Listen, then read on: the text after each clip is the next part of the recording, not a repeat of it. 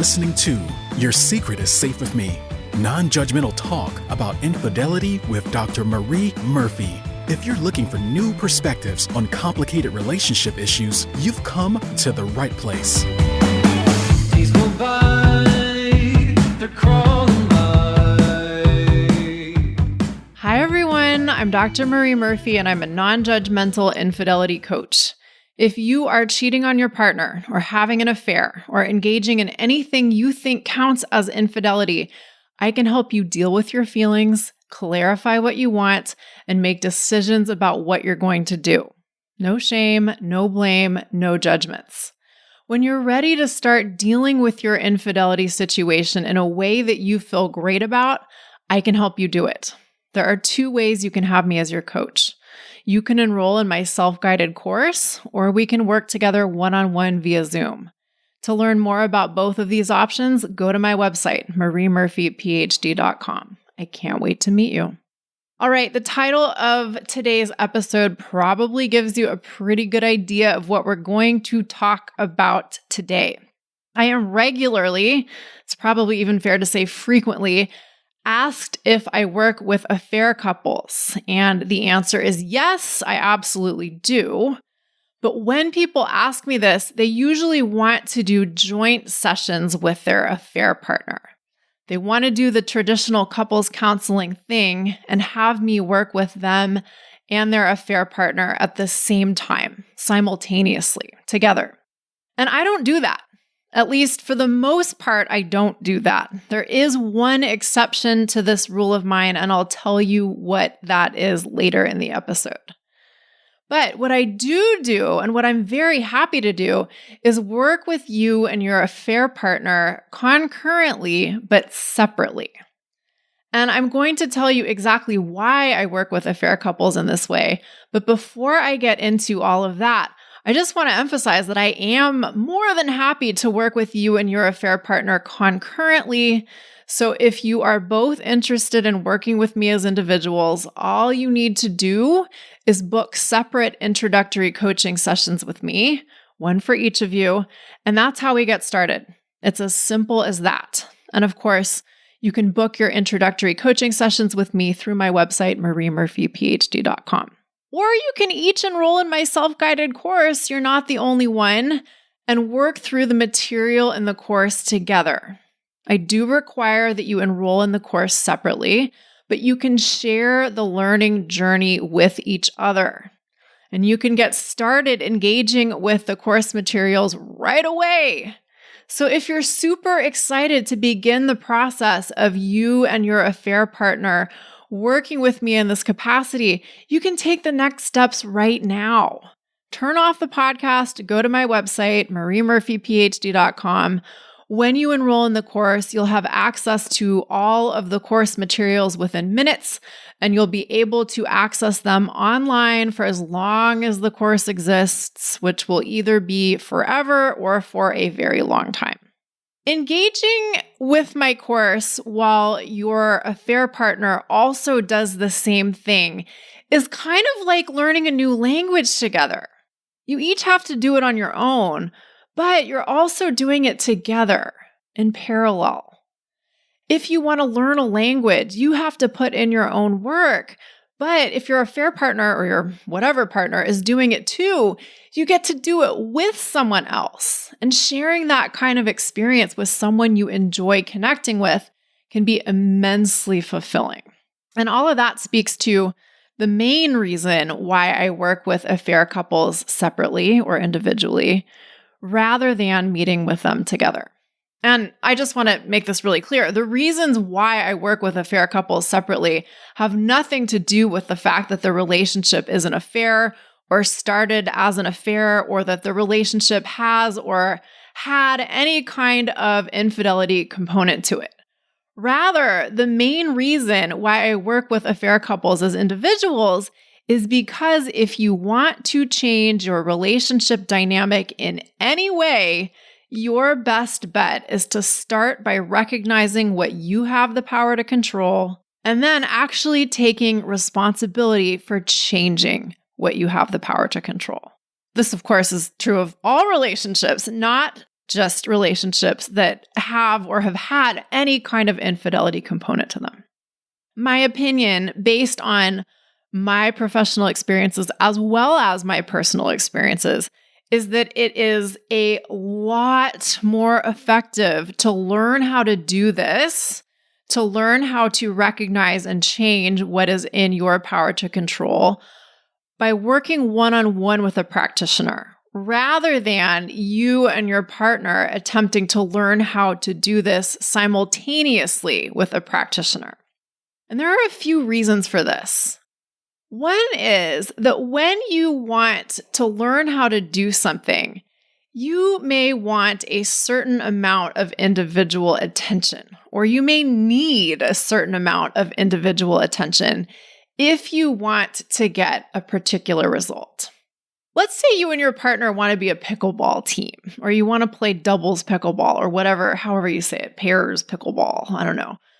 But neither one of you has ever played pickleball. Maybe neither one of you has any experience hitting a ball of any kind with a paddle or a stick or any other object. If that's the case, you may each need to learn how to serve before you can work on your doubles game, or before you work on how you function together as a team. You may need to get good enough at certain basics on your own before there is any point in learning how to improve how you and your partner function as a pickleball team. And if you're just learning how to serve and your partner is just learning how to serve, is there any utility in focusing on how your partner's serve is coming along? Arguably, there is not. Arguably, it is a lot more useful for you to focus on learning how to serve yourself. When you're learning how to serve, your job is to make your own serve serviceable. Your partner's serve is their job. Only you can work on your serve, and only your partner can work on their serve. Even if you want to be a team, if you're starting at ground zero, there are some things that each of you have to do by yourselves. And even beyond ground zero, there will be things that each of you have to do by yourselves. But beyond pickleball and related things, it goes even further than what I've just said, because when it comes to working out dynamics within romantic relationships or challenges within romantic relationships. Because many of us have subscribed to the idea that once we get into a romantic relationship with someone, our partner has both the power and the responsibility to do certain things for us. And more specifically, many of us believe that if we're romantically involved with someone, they have the power to make us feel good or bad, and they therefore have the responsibility to do the things that make us feel good and refrain from doing the things that make us feel bad. That idea, or some variation of it, is pretty darn prevalent, at least in some parts of the world. And sometimes this idea is so taken for granted that we don't even notice that we're operating from this premise. Nor do we question the validity or the utility of this premise. If you've been listening to this podcast for a while, you may have heard me talk about the think, feel, act cycle, or the think, feel, do cycle. Different name, same thing. This framework of understanding was conceptualized in recent times, but its roots are old. So if what I'm about to say sounds like Buddhism, you're right. The think, feel, act cycle holds that humans encounter circumstances as they go about their lives. They see things, they hear things, they experience events, they meet people, and they experience all of the other things that other people do and don't do. But it isn't these sheer circumstances that cause people to feel however they feel.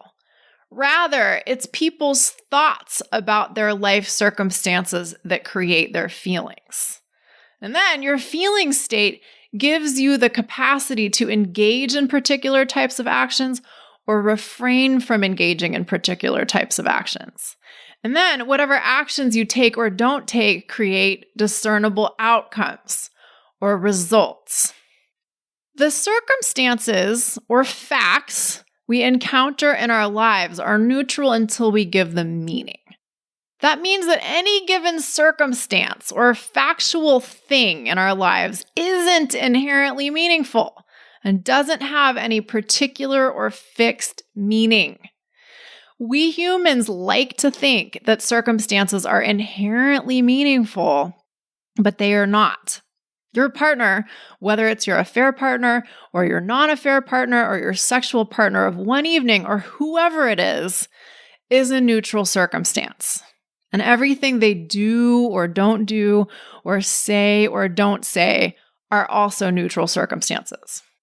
If we fail to recognize that, we are totally screwed. And by that, I mean we are doomed to experience a lot of unnecessary suffering in our relationships. Human interpersonal relationships are pretty much bound to be painful at times. That is definitely a thing, but I don't think we necessarily need to consider it a terrible thing.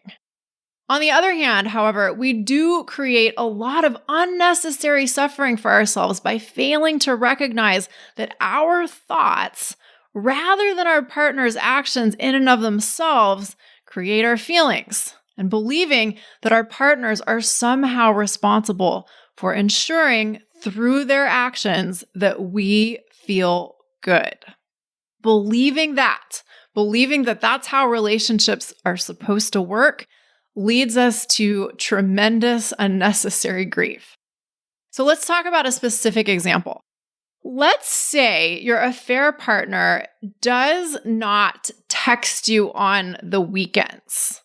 That may be a fact. We may be able to indisputably prove that it is a factual circumstance that your affair partner does not text you on the weekends. And let's say you really don't like that. That's fair enough. You are entitled to dislike any circumstance that you encounter. You are allowed to have your preferences. But the problem is that we usually don't say, oh, I don't like it that my affair partner doesn't text me on the weekends, and then figure out what we want to do about that. Rather, we often think, oh, it makes me feel really unloved that my affair partner doesn't text me on the weekends. Or maybe we think something like, I feel really undervalued because my affair partner won't text me on the weekends. And then we end up feeling unloved or undervalued or whatever. And this is where the trouble starts. We make meaning out of our partner's behavior. Or put differently, we think thoughts about our affair partner's behavior. And if the thoughts we think make us feel feelings that we don't like to feel, we tend to blame our affair partner and their behavior for our feelings. And with that, we tend to think that our affair partner needs to change their behavior so that we can feel better, or at least feel differently. And if we believe this, we may attempt to get our affair partner to change their behavior. And if this works, we may feel good, at least for a little while. Let's say you manage to cajole your affair partner into texting you once each weekend or something like that. Let's say you get them to improve in your estimation, at least to a degree. Maybe that seems like a great improvement to you, so you feel good. But then you may start to want more than one text per weekend, or you may want them to have a text exchange with you over the weekend. Or you may think that they didn't include enough heart emojis in their last weekend text to you. And pretty soon, you may feel disappointed in your affair partner's behavior because you consider it lacking, even though you did get them to make the initial behavior change you requested. When we don't recognize that it's our thoughts about other people's behavior, not other people's behavior in and of itself that creates our feelings, We are perpetually at the mercy of people doing the things we want them to do in order for us to feel okay. And that is probably not a position you want to put yourself in, because humans can do whatever they want, and sometimes they are going to do things that we aren't going to like, as long as we are humans with human brains and human preferences. Now, again, I really want to stress that if your partner doesn't text you on the weekends, you have every right to not like that. But the question is, what are you going to do about that? What are you going to do about that? What are you going to do with your dislike? In general, when our partner does things that we dislike, we have 4 options. One is to try to get your partner to change their behavior. And although there are times when it is definitely fair enough for you to ask your partner to make changes, A, they aren't always going to do what you ask of them. And B, even if they do what you ask of them, it is still your thoughts that create your feelings, not their actions, right? Not directly. Yet so often we rely exclusively on this strategy of trying to get our partner to change their behavior when we think that something is amiss in our relationship. We try to get our affair partner to change, and that may ultimately create even more discord within the relationship. Imagine having someone trying to manage your behavior all the time. How fun is that?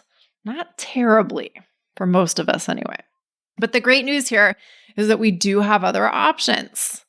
Option 2 is to just keep disliking whatever your partner does and keep on making the whole thing a problem for you. It is possible to dislike something and not make it into much of a problem. But you can also dislike something and continue to stew in your juices and be actively pissed off about whatever it is you don't like. And that might not sound appealing to you, but believe me, people choose this option over and over and over again, and sometimes they don't even recognize that they're doing it. So if you think you might be doing this, the opportunity is to catch that and see if you want to make a change. Option 3 is to shift your thinking about what it means that your affair partner doesn't text you on the weekends. Maybe what you've been thinking is that if your affair partner really loved you, they would find a way to text you on the weekends because they know it's important to you to receive text on the weekends. It's not completely unreasonable to think that kind of thought, but it probably makes you pretty miserable to think that kind of thought. Maybe upon consideration, you do believe that your affair partner really loves you. Maybe you believe they love you, and maybe upon further consideration, you don't really mind that they don't text you on the weekends because you get so much uninterrupted time to do your own thing. Or you find some other way to change your thinking about your affair partner not texting you on the weekends. If you change your thoughts, your feelings will change, and when they do, the problem or supposed problem may be resolved. On the other hand, maybe you don't like being in an affair and you don't like being involved with someone who isn't fully available to be with you.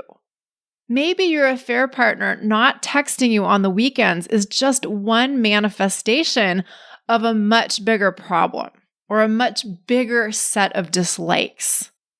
If that's the way you see your relationship with your affair partner, you might come to the conclusion that you would prefer to end the relationship because you don't want to be involved with someone who doesn't text you on the weekends. That is one way to handle your dislike of their lack of texting. So option 4 is to change your circumstance or circumstances. If you don't like your circumstances, you always have the option of changing them. These 4 options that I've just described constitute an approach to dealing with your relationship and with problems or challenges within your relationship that's very different from any approach that is predicated on the idea that your partner's actions in and of themselves cause your feelings. My continuous observation is that when we take responsibility for our experience of whatever is happening in the relationship, and more specifically, when we take responsibility for our thoughts and our feelings about our partner's actions, the whole relationship changes. Our experience of the relationship changes, and then the way we engage in the relationship changes. And when we engage in the relationship differently, the whole dynamic shifts. Your partner starts to experience different behaviors from you, and they may respond very positively to that. And you may end up getting the changes you wanted in your relationship without having to ask your partner to do anything differently. That has been my personal experience in my relationship over and over and over again. And I see this happening with my clients in their relationships all the time too. And to the best of my knowledge, couples counseling fails to account for this. To the best of my knowledge, couples counseling does not emphasize the fact that your experience of your relationship is happening in your own mind. There are external things happening, of course, but it's what you make those external circumstances mean that matters, first and foremost. And in fact, what I've seen is that couples counseling subtly and explicitly reinforces the idea that our partner's actions do in fact cause our feelings, and our partner is in fact responsible for doing things that make us feel good and not doing things that make us feel bad. And while I am all in favor of taking responsibility for our actions and being considerate of other people, if we buy into the idea that our partner determines our feelings and is therefore responsible for our feelings, I think we're all doomed to suffer tremendously. So having said that, I want to state my usual disclaimer here. In sharing my observations of couples counseling, again, based on my own experiences with it, as well as my clients' stories of their experiences with it, I am not trying to suggest that I know everything about every couples counselor's approach to their work. And if you have benefited from couples counseling of any kind, I love that for you. But my observation is that couples counseling often fails at what it sets out to do. And I've just described what I believe to be a big part of the reason why. So, what I do with couples is I help them work through their thoughts and feelings about their partner without their partner being directly involved in that process. Because why would they need their partner to be there with them as they do that? I want to normalize something that we don't talk about nearly enough. There are going to be times when you are not thrilled with your partner, even if you love them dearly and really want to continue your relationship with them. There are going to be things that your partner does, whether you're in an affair relationship with them or not, that you really don't like. And my approach is to help you deal with your dislike of your partner's humanity in such a way that you can deal with it in a manner that, first and foremost, serves you well. Now, what exactly do I mean by that? Well, I mean a lot of things, but for the present purposes, what I mean is this. If our partner is doing something that we don't like, it's possible that the best thing for us to do is choose to leave the relationship. And that, in my opinion, is a perfectly acceptable outcome. Sometimes the intention, stated or otherwise, of couples therapy is to preserve the relationship at all costs. Sometimes keeping a couple together is the therapist's agenda, stated or otherwise. And I do not think that should be the first priority.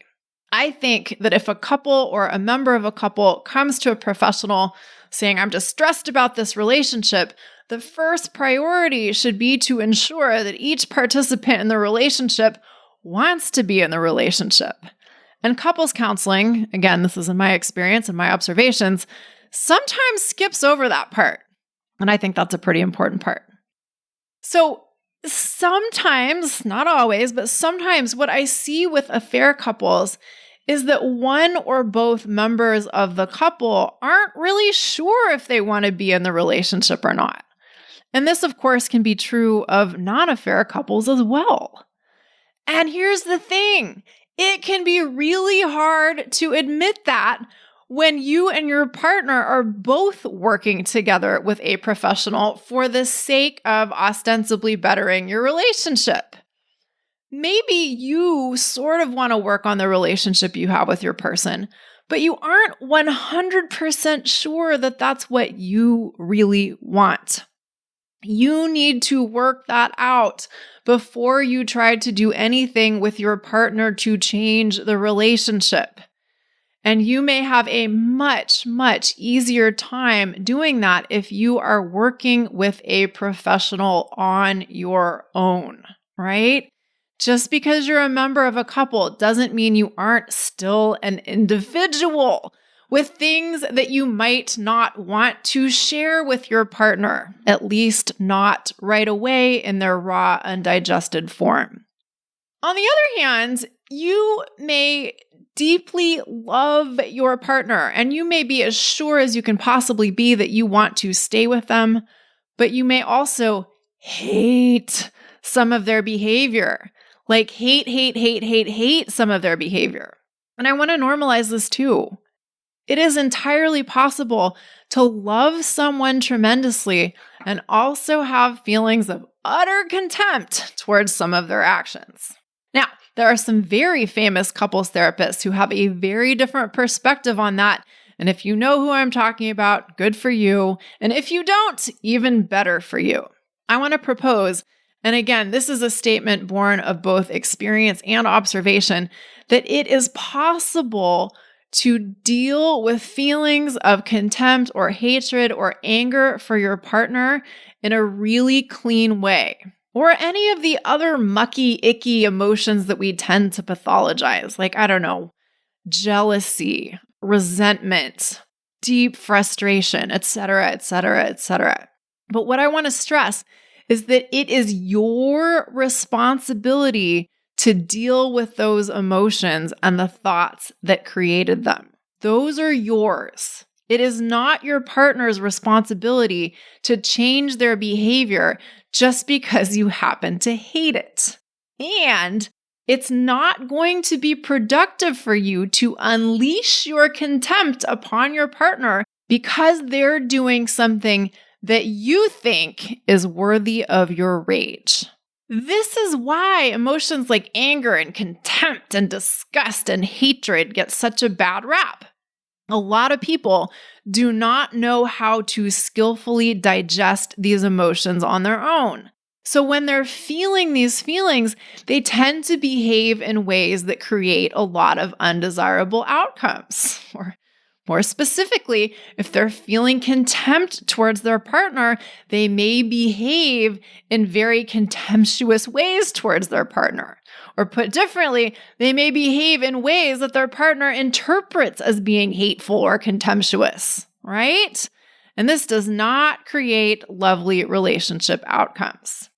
So, your job, everybody's job, is to learn how to recognize your thoughts and feelings about your partner and take responsibility for digesting them before you act upon those feelings, right? And your partner does not need to be present for this for so many reasons, but to name a few, your partner does not need to hear you talking about how much you hate the way they chew, or how angry you were that time when they dismissed your feelings, when you said that thing or they said that thing that hurt your feelings or whatever. Like all of the stuff that you're just pissed off about doesn't necessarily need to be shared. Your partner does not need to know that you are filled with rage every time they mention their spouse or ex-spouse or a past partner or whatever. Your partner does not need to know that you are bitterly jealous of the attention they devote to their children. Your partner does not need to know that you are repulsed by the way you twitch when you're about to have an orgasm.